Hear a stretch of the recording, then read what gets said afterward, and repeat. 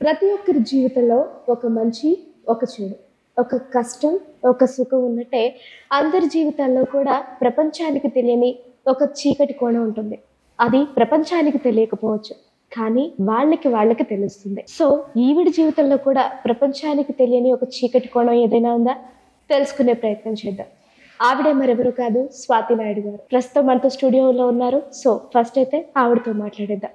నమస్తే అండి. నమస్తే. ఎలా ఉన్నారు? I'm good.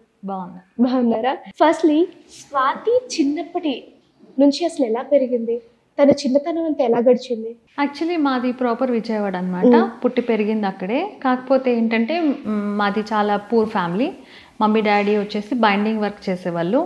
నా బాగా చిన్నప్పుడు డాడీ ఏదో బిసెంట్ రోడ్లో అక్కడ బట్టల షాప్ పెట్టారంట, అది లాస్ అయిందన్నారు, తీసేశారు. ఇంకా తర్వాత ఇంకా తెలిసిందే కదా, తాగుడికి బానిస అవ్వడము.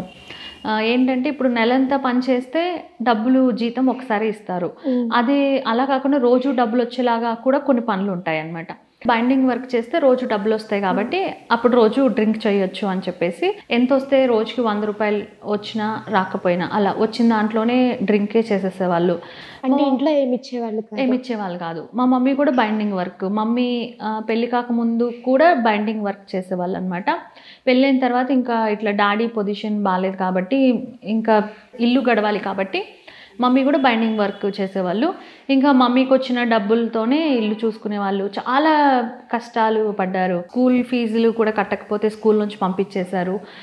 అప్పుడు ఇంకా మళ్ళీ గవర్నమెంట్ స్కూల్కి వెళ్ళడము. చిన్నతనంలో నాకు బాగా గుర్తు ఇప్పటికీ. చిన్న చిన్న కోరికలు, అంటే అవి చాలా పెద్ద కోరికలు. ఎట్లా అంటే క్లాస్లో మనం స్కర్ట్ వేసుకున్నప్పుడు పిల్లలందరూ పట్టాలు పెట్టుకుంటారు, అవి బాగా అనిపిస్తాయి.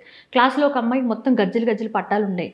అలా పట్టాలు పెట్టుకోవాలి, కానీ డబ్బులు లేవు కదా. సో అట్లాగా. ఇంకోటి ఏంటంటే ఇల్లు ఎక్కడో, స్కూల్ ఎక్కడో, నడుచుకుంటూ వెళ్ళాలి. నాకు 7 years తర్వాత తమ్ముడు అనమాట. నడుచుకుంటూ వెళ్ళాలి. కొంతమంది సైకిల్ వేసుకుని వచ్చేవాళ్ళు. అది జీవితంలో ఒక సైకిల్ ఉండాలి, సైకిల్ ఉంటే స్కూల్కి సైకిల్ మీద వెళ్ళాలని. కానీ డబ్బులు టైంకి అందరూ నవ్వుకోవచ్చు, కానీ చాలా చాలా చాలా నిజంగా అట్లా అనమాట. కానీ డబ్బులు లేవు, సైకిల్ కొనుక్కోలేదు. అలాగే ఏదైనా కొత్త బట్టలు వేసుకోవాలి, కానీ డబ్బులు లేవు. అప్పుడు ఏం చేసేదాన్నంటే, ఈ విషయం ఎవరికి తెలియదు, నేను చెప్పలేదు అనుకుంటా. ఇప్పుడు నా ఏజ్ పిల్లలున్న వేరే ఇల్లులు ఉంటాయి కదా మా దగ్గర, కొద్దిగా పెద్ద బిల్డింగ్స్ అట్లా ఉంటే కనుక నేను టైం చూసుకుని అక్కడికి వెళ్ళేదాన్ని. అక్కడికి వెళ్ళి నేను వాళ్ళని అడిగేదాన్ని, మీ పాప బట్టలు ఉన్నాయి కదా నాకు ఇస్తారా అని. అప్పుడు వాళ్ళు వాళ్ళ పిల్లల పాత బట్టలు నాకు ఇచ్చేవాళ్ళు. నాకు ఇస్తే నేను ఆ బట్టలు తెచ్చుకుని నేను చాలా హ్యాపీగా వేసుకునేదాన్ని అనమాట.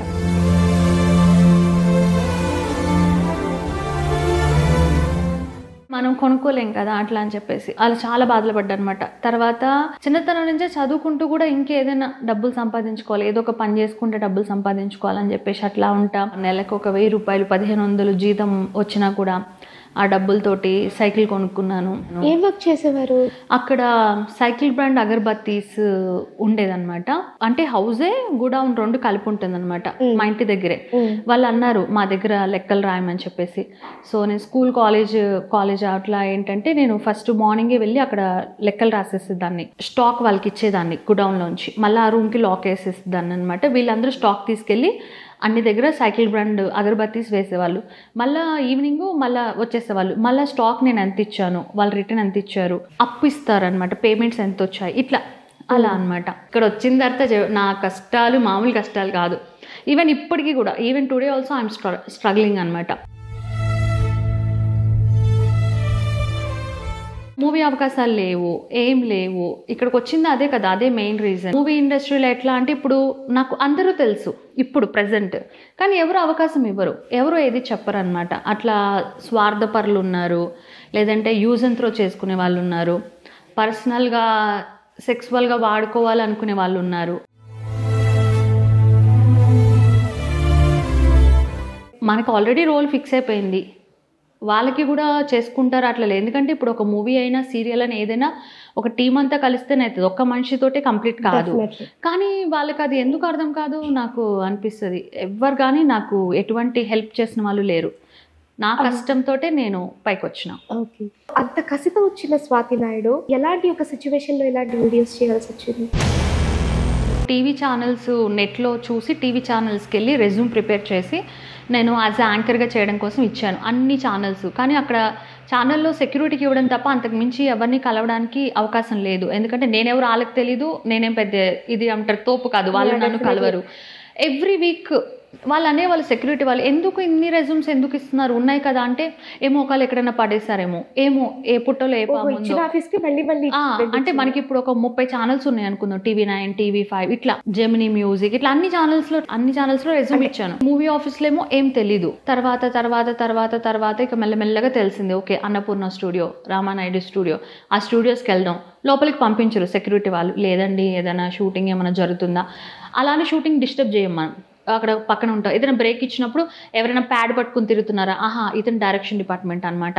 మళ్ళీ వాళ్ళు కూడా మాట్లాడతారో లేదో తెలీదు, వాళ్ళ దగ్గరికి వెళ్ళడం, వాళ్ళకి ఫొటోస్ ఇవ్వడం, ఏదైనా ఉంటే చెప్పండి అనడము, వాళ్ళ అర్ధరాత్రి ఫోన్లు చేయడము, విసిగించడము, రూమ్కి రమ్మని చెప్పడము, పర్సనల్గా వాడుకోవడం.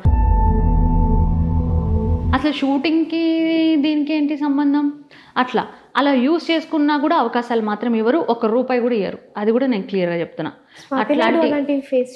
చాలా ఫేస్ చేశాను, అంటే నా ఇష్టం లేకుండా. వాళ్ళ ఇష్టానికి వాళ్ళు ప్రొసీడ్ అయిపోతారు. వీళ్ళకి ఇష్టం ఉందా లేదా, అసలు వీళ్ళు ఎస్ చెప్తున్నారా నో చెప్తున్నారా, దే డోంట్ కేర్. సరే ఇంత వాళ్ళ అవసరం తీర్చుకున్నారు, ఆ అమ్మాయికి ఏమైనా కావాలా అసలు ఏంటి అట్లా కూడా ఏం లేదు, ఒక టిష్యూ పేపర్ లాగా యూజ్ అండ్ త్రో. అలాంటి వాళ్ళు కూడా నా లైఫ్లో నేను చాలా మందిని చూశాను. బట్ నేనేం చేయలేకపోయాను. మీ ఇష్టం లేకుండా ఎలా చేస్తారు?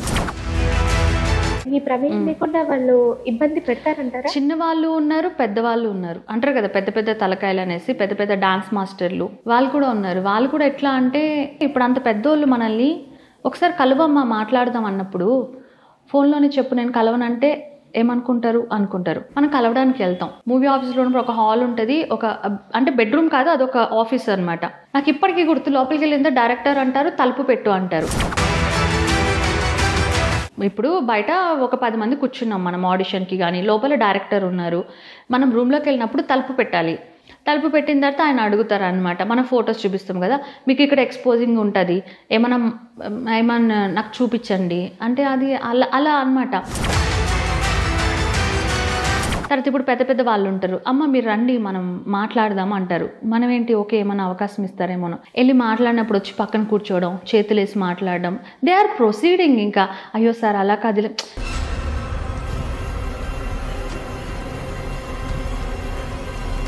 అట్లాగనే వచ్చిందే ఈ చమక్ చంద్ర టాపిక్ అనమాట. జబర్దస్త్లో అవకాశం ఇస్తానని చెప్పారు. చెప్పి ఇట్లాగే నా ప్రమేయం, నాకు అసలు ఇది లేదు, ఇట్లానే యూజ్ అండ్ త్రో చేసుకున్నారు. చేసుకున్న తర్వాత కూడా నేను వెయిట్ చేసి అడిగితే వన్ డే ఆయన చెప్తున్నారు, ఏం చేస్తావు ఇవ్వను, ఏం చేసుకుంటావు చేసుకో అన్నాడు. నాకు అనిపించింది, ఇప్పుడు నేను ఇంకొక అమ్మాయి వీళ్ళు అవకాశం ఇవ్వగలరు, అయినా దానికి యూజ్ చేసుకోవాల్సిన అవసరం లేదు. ఇలా ఎంతోమంది అమ్మాయిలకి జరుగుతుంది, కానీ ఏ అమ్మాయి ముందుకొచ్చి చెప్పదు. ఎందుకంటే ఇలా జరిగిందని చెప్తే సమాజంలో ఆమె అవమానం ఫీల్ అవుతుంది, లేదా వాళ్ళ ఫ్యామిలీ మెంబర్స్, ఇప్పుడు ఒకవేళ మ్యారీడ్ ఉందనుకో, హస్బెండ్ ఊరుకోడు.